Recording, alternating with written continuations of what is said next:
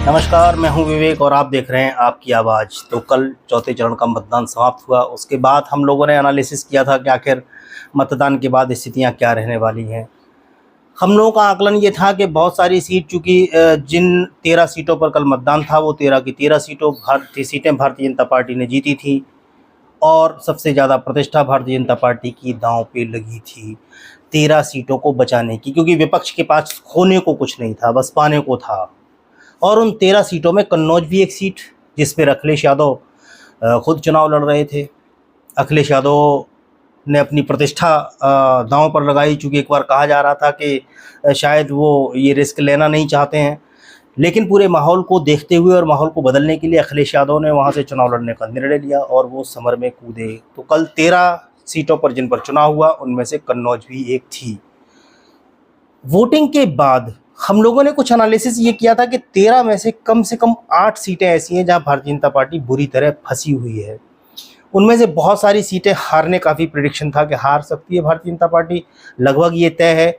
लेकिन उसके बाद से जो खबरें आ रही हैं वो थोड़ी चौंकाने वाली हैं, लोकतंत्र के लिए थोड़ी निराश करने वाली भी हो सकती हैं, क्योंकि उन खबरों के मुताबिक भारतीय जनता पार्टी बहुत सारी सीटों पर लड़ाई में होने के बावजूद भी एज लिए हुए है, वो अपर हैंड दिखाई दे रही है। उसका सबसे बड़ा कारण ये है कि जो लोगों से बात हुई और लोगों ने जो वहाँ बताया कि जिस तरह से प्रशासन का हस्तक्षेप हुआ, ये समाजवादी पार्टी हमेशा आरोप लगाती रही। कुछ स्थानीय पत्रकारों ने बताया और वहाँ वोट डालने वाले बहुत सारे लोगों की जो खबरें आई और जो उनसे सूचनाएं मिली, उसके अनुसार ये है कि जो सरकार का अपना सरकारी तंत्र का मैनेजमेंट है वो ग्राउंड पे भी दिखा। बहुत जगह मतदान केंद्रों पर लगी हुई लाइनों से भगदड़ जैसी स्थिति हुई। फर्रुखाबाद से बहुत जगह से खबर ये आई कि वहाँ शाक्य समुदाय के तमाम युवाओं को पीटा गया, वो बुरी तरह घायल हुए। चूँकि फर्रुखाबाद एक ऐसी सीट थी, कन्नौज तो अखिलेश यादव जीत जाएंगे इसमें कोई शक नहीं, तो यहाँ तो भारतीय जनता पार्टी को एक सीट का नुकसान है। फर्रुखाबाद एक ऐसी सीट है जहां पे भारतीय जनता पार्टी का हारना लगभग तय था। डॉक्टर नवल किशोर वहां लोकप्रिय चेहरा है और फर्रुखाबाद के बारे में अगर आपको मैं बताऊं तो वहां पर राजपूत बिरादरी, लोध राजपूत बिरादरी का वोट भी बहुत है और शाक के वोट भी बहुत है, और साथ साथ वहां पर मुस्लिम समुदाय का वोट भी बहुत है। याद रखिए कि विदेश मंत्री रहे सलमान खुर्शीद वहाँ से कई बार सांसद रह चुके हैं। कायमगंज एक विधानसभा क्षेत्र आता है, एक एरिया आता है जहाँ बहुतायत में मुसलमान है। फर्रुखाबाद मुस्लिम समुदाय का बाहुल्य है। तो मुस्लिम और शाक्य समुदाय का जो समीकरण एक बनता दिखाई दिया, और ख़ासतौर से फर्रुखाबाद में जो मैं बार बार बोल रहा हूँ कि अप्रत्याशित हो रहा है कि दलित वोट शिफ्ट हो रहा है समाजवादी पार्टी के लिए। बीएसपी जहाँ टक्कर में नहीं दिखाई दे रही है वहाँ शिफ्ट हो रहा है दलित वोट समाजवादी पार्टी के लिए। तो फर्रुखाबाद में भी दलित समुदाय का एक भाग संविधान बचाने के नाम पे, आरक्षण खत्म ना हो जाए इस नाम पे, वो शिफ्ट हो रहा है समाजवादी पार्टी में। तो समाजवादी पार्टी काफ़ी मजबूत स्थिति में अभी भी दिखाई दे रही है, लेकिन जो खबरें आ रही हैं उसको लेकर के थोड़ी ये एक चिंता विपक्षी खेमे में हो सकती है समाजवादी पार्टी में, खासतौर से कि क्या उनका वोट वहाँ पड़ पाया है, ये सबसे बड़ा सवाल है। तो ऐसे ही लखीमपुर खीरी में शुरुआत में मैंने बताया कि वहाँ वोटर साइलेंट है, लोग बात करना नहीं चाहते, लेकिन जब वोट पड़ा तब लोगों ने निकल करके लंबी लंबी कतारों में वोट किया। और वहाँ चूँकि कुर्मी बाहुल्य एरिया है, कुर्मी वोट बहुत है, ब्राह्मण वोट बहुत है, तो वहाँ पर जो कुर्मी वोट है वो लामबंद होकर के उत्कर्ष वर्मा के साथ दिखाई दिया। उत्कर्ष वर्मा वहाँ समाजवादी पार्टी से कैंडिडेट हैं, अंशे कालरा जो है वो बीएसपी से कैंडिडेट हैं, लेकिन वहाँ जो सिख समुदाय का वोट है वो भी समाजवादी पार्टी, क्योंकि अजय मिश्रा टेनी को हराने के जो लिए लामबंदी हुई थी उसमें जो सिख समुदाय का वोट है वो भी उत्कर्ष वर्मा की तरफ जाता दिखाई दिया।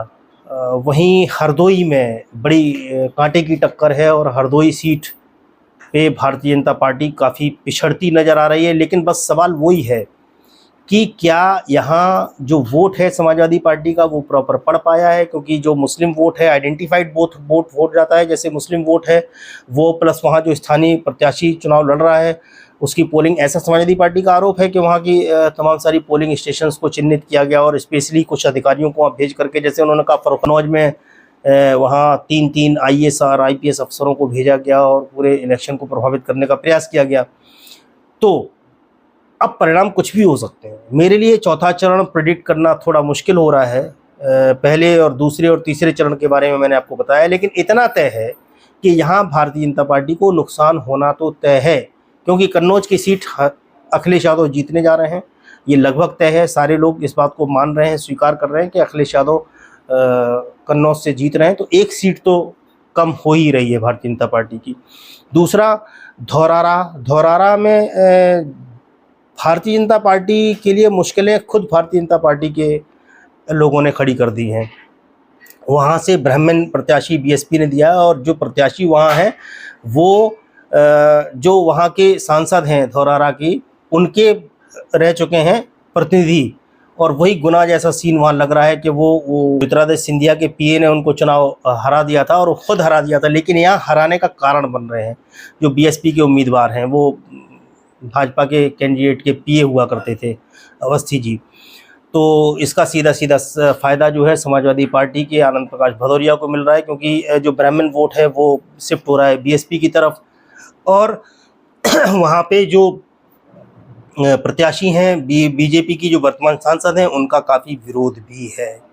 तो तमाम सारी सीटें ऐसी हैं जहाँ बड़ा कसमकस की लड़ाई है। आप लोगों से एक निवेदन ये है कि हम लोग अपना वक्त निकाल करके, इतनी मेहनत करके सारी तरफ से इन्फॉर्मेशन जुटाते हैं, आपके सामने लाते हैं, कम से कम एक लाइक तो बनता ही है। वीडियो को लाइक करें, इसको शेयर भी कर लें, और अगर कुछ ख़राब लग रहा हो कमेंट करें, अगर अच्छा लग रहा है तो अप्रिशिएट भी करें।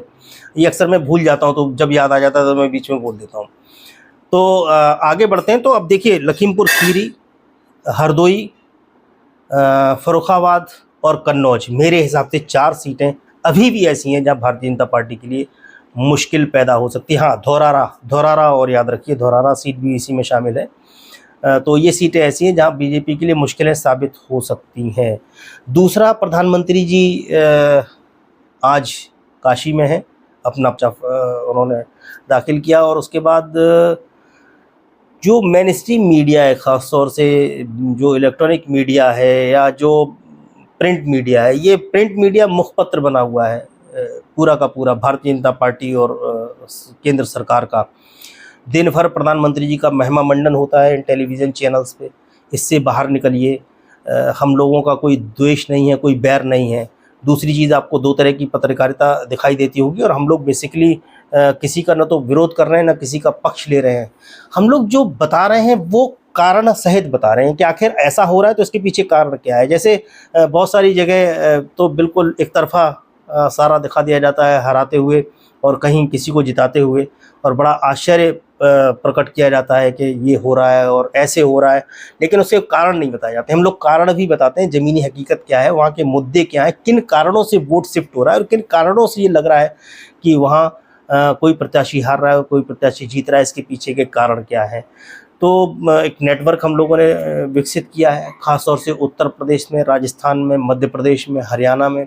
बहुत सारे साथी ऐसे हैं जिन्होंने इसमें मदद की है, उनसे व्यक्तिगत हम लोगों का जुड़ाव है, और एक दिलचस्पी है। और हम लोग 2014 के चुनाव से ही सब कुछ स्टार्ट किया था, लेकिन इसको हम लोग रिकॉर्ड नहीं करते थे। इस बार हम लोगों ने ये फैसला किया है कि चूँकि हम लोग इतना जब आपस में एक दूसरे से बात करके कम्युनिकेट करते हैं और सारा डेटा इकट्ठा करते हैं, और लगभग कुछ बहुत सारी चीज़ें सही निकलती हैं, तो और लोगों की तरह हम लोग भी एक यूट्यूब चैनल की स्थापना करें और आप लोगों तक ये बातें पहुँचाएँ और आप लोगों के सामने लाएँ। तो अभी तो 4 जून के बाद ये तय होगा कि हम लोग जो बोल रहे हैं वो कितना सही है, कितना सटीक है। 4 जून को इस पे मोहर लगेगी। उम्मीद करते हैं कि जो भी इन्फॉर्मेशन ग्राउंड से निकल के आई है उसमें बहुत कुछ सच्चाई है। दूसरा, कुल मिलाकर के इतना तो आप तय मान लीजिए कि अब थोड़ा चीज़ें बदलना शुरू हो गई हैं 4 चरण के चुनाव के बाद। अभी तक हम लोग ये कह रहे थे कि भारतीय जनता पार्टी 272 का आंकड़ा छू पाएगी खुद में, क्योंकि 2014 का चुनाव वो जब जीते थे तो उन्होंने 282 सीटें जीती थी। तो क्या इस बार 272 सीटें वो ले पाएंगे? क्योंकि उन्होंने पूरी चर्चा का रुख मोड़ने के लिए एक नारा दिया, आपकी बार 400 पार, 370 पार, सब बेकार की चीज़ है, उनको खुद पता है और सारे जो पत्रकार हैं उनको भी पता है। लेकिन चूंकि पैसा ले रखा है इसलिए टीवी पे भी भोंपू पे उनको चिल्लाना है आकर के कि अब की बार 400 पार, 370 पार जीत रहे हैं मोदी जी, क्योंकि उनको तो यही करना है और इसी का पैसा उनको मिलता है। हम लोगों को तो कोई पैसा मिलता नहीं है। दूसरी चीज़ एक ये है कि हम लोग नब्ज़ पकड़ते हैं, हम लोग वो देखते हैं जो ग्राउंड पे हो रहा है उसको देखने का, समझने का प्रयास करते हैं, उससे अपना एक कैलकुलेशन करते हैं। तो अभी तक तो चर्चा ये थी कि क्या 282 छोड़ दिए 272 तक भारतीय जनता पार्टी पहुंच रही है, लेकिन 4 चरण के चुनाव के बाद अब ये चर्चा हम लोगों के बीच में होने लगी है, औरों की मैं नहीं कहता, कम से कम हम लोगों का एनालिसिस अब ये इस बात पर है, क्या एनडीए 250 तक पहुंच रहा है। याद रखिए, भारतीय जनता पार्टी नहीं, क्या एनडीए, जो मौजूदा एनडीए है, इसमें और संभावनाएं छोड़ दीजिए कि आंध्रा में टीडीपी साथ है, वाईएसआर क्या करेंगे नहीं पता, वो बात की बात है, उड़ीसा में नवीन पटनायक जी क्या करेंगे बात की बात है, लेकिन अभी का जो एनडीए है क्या वो 250 तक पहुंच रहा है, इसकी समीक्षा करेंगे अगले वीडियो में। तब तक के लिए इंतजार करिए, हमको दीजिए आज्ञा, फिर मिलेंगे अगले वीडियो में। तब तक के लिए आप सबको नमस्कार।